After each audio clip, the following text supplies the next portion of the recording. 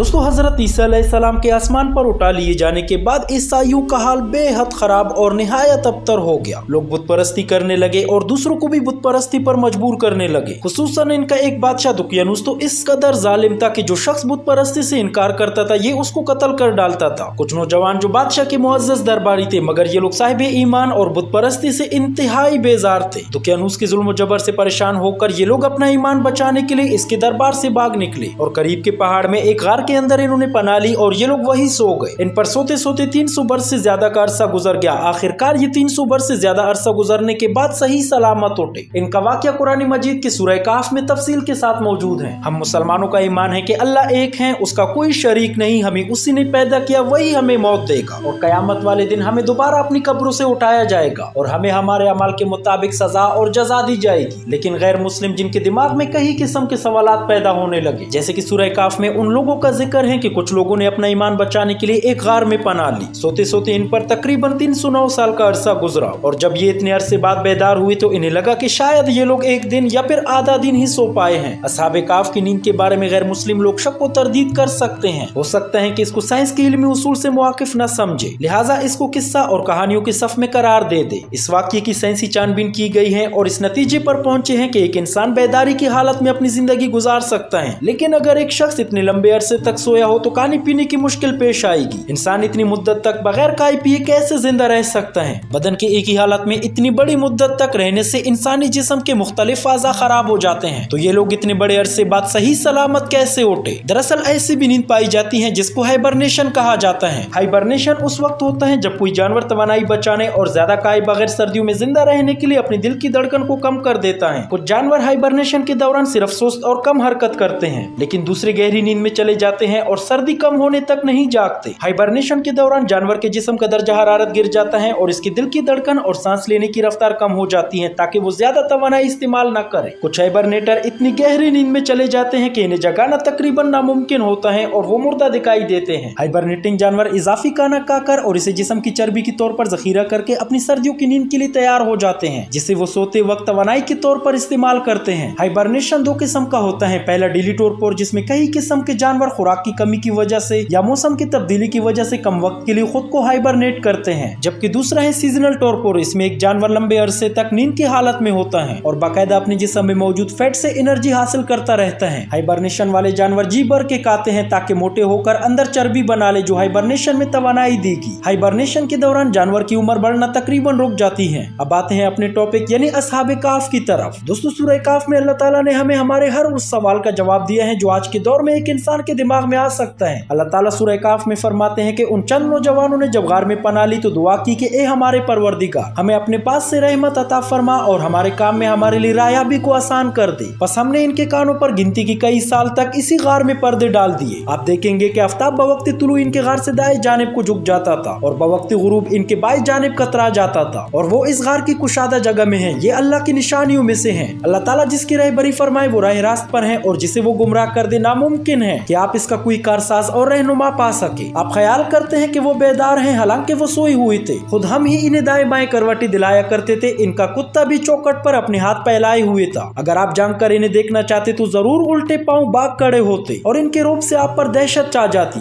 इसी तरह हमने इन्हें जगा कर उठा दिया ताकि आपस में एक दूसरे से दरियाफ्त करें। एक कहने वाले ने कहा, तुम यहाँ कितनी मुद्दत रहे? इन्होंने कहा, 1 दिन या इससे भी कम। इन्होंने कहा, जितनी मुद्दत तुम रहे हो तुम्हारा परवरदिगार ही इसको खूब जानता है, तो अपने में से किसी को ये रुपया देकर शहर भेजो, वो देखे नफीस तवानाई से भरपूर खाना कौन सा है तो इसमें से खाना ले आए और आहिस्ता आहिस्ता आए जाए और तुम्हारा हाल किसी को ना बताए। साइंस ये कहती है कि हाइबरनेशन के दौरान कई जानदारों के जिस्म के कई हिस्से काम करना बंद कर देते हैं। चाहे बाहर का दर्जा हरारत जैसा भी हो, दुनिया के ज्यादातर गारों का दर्जा हरारत सारा साल मुस्तकिल रहता है। असहाबे काफ का पहला कदम गार था, इसके बाद सो जाना। कुरान मजीद का ये कहना कि इनके कानों पर नींद का पर्दा डाल दिया, दरअसल हमारे अंदरूनी कान के हिस्से की तरफ इशारा हो सकता है जो एक गैर मामूली आवाज पर चौंक कर दिमाग को सिग्नल भेजता है और दिमाग हमें जगा देता है। लेकिन असहाब के मामले में वो हिस्सा बिल्कुल रुक चुका था। अगर सूरज की रोशनी गार में पड़ती तो गार का दर्जा हरारत बढ़ता जो इन लोगों को जगा सकता था। दूसरा, सूरज की तेज शुआएं जिल्द पर पड़ने से जिस्म में फ्री रेडिकल मॉलिक्यूल्स बढ़ते हैं जो इंसान की उम्र बढ़ाना शुरू कर देते हैं। लेकिन कुरान मजीद में है कि सूरज तुलू और गुरूब के वक्त गार के सामने न हुआ। दूसरी बात यह कि साइंस मानती है कि सोया हुआ शख्स अगर ज्यादा देर तक करवट न बदले तो ये शख्स खून का बहाव रोकने और प्रेशर की वजह से जिस्म पर बड़े बड़े जख्मों की बीमारी का शिकार हो सकते हैं, लेकिन कुरान कहता है कि इन लोगों की करवट बाकायदा बदलाई जाती रही चुनांचे वो इस बीमारी से महफूज रहे। साइंस ये भी कहती है कि अगर आंखें ज्यादा देर तक बंद रहे या अगर ज्यादा देर तक मुस्तकिल खुली रहे तो इंसान को नुकसान पहुंचाती है, यानी ज्यादा देर तक आंखें खुली रखने या बंद करने से नुकसान है। अब जाहिर सी बात है, लंबा अरसा सोने के लिए आंखों का बाकायदा वक्फे से झपकते रहना जरूरी है ताकि नजर जाया होने से बच जाए। कुरान कहता है तो तुम इन्हें देखो तो समझो कि वो जाग रहे हैं, मतलब आंखें झपक रही हैं, हालांकि वो सो रहे हैं, और मारे दहशत के पीठ पैर के भाग जाओ। साइंस कहती है कि हाइबरनेशन में एक जानदार अपने जिस्म की एनर्जी का बड़ा हिस्सा इस्तेमाल कर लेता है और बाहर आते साथ ही वो शिकार शुरू कर देता है। कुरान कहता है जैसे ही वो उठे, एक ने कहा बाजार से बेहतरीन खाना लेकर आओ। इन सब नुकात से यही साबित होता है कि असहाबे काफ हाइबरनेशन की हालत में थे। अब ये कैसे मुमकिन हुआ? क्या इन्होंने कोई फल या जड़ी बूटी का या किसी ऐसे जानवर से कोई चीज इनके जिस्म में मुंतकिल हुई जो गार में हाइबरनेट कर रहा था? अल्लाह बेहतर जानता है। असहाबे काफ का वाकया ईसाई मजहबी किताबों और रोमी तारीख में भी द 7 स्लीपर्स के नाम से मौजूद है, लेकिन जो कुरान ने साइंस के मुवाफिक बयान किया, ऐसा बयान किसी किताब में नहीं मिलता। कमेंट सेक्शन में अपनी कीमती राय का इज़हार जरूर कीजिएगा। मिलते हैं अपनी अगली वीडियो में, तब तक के लिए